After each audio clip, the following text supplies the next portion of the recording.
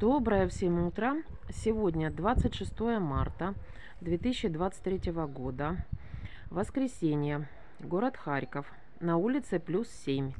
Сегодня пасмурная погода, без прояснений. То есть, я думаю, вряд ли к середине дня что-то распогодится.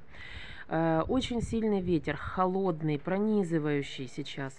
Не видно, но оно уже сегодня встало в 5 часов 25 минут. Зайдет солнышко в 17 часов 57 минут.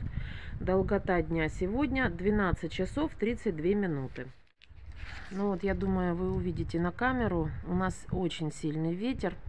По сравнению со вчерашним днем, сегодня очень сильно похолодало. Ну, как и обещали, идет похолодание. Оно, видимо, не сразу во вторник придет нам на голову, а постепенно. Сегодня вообще передают дождь, но посмотрим. Пока еще никаких осадков не наблюдается. Я надеюсь, что вы не забыли перевести часы со вчера на сегодня на 1 час вперед. Это мы перешли на летнее время. Несмотря на то, что сегодня достаточно холодно, не будем терять оптимизма. Вернется к нам весна, вернется к нам тепло. Всем желаю хорошего воскресенья, хорошего дня и хорошего настроения.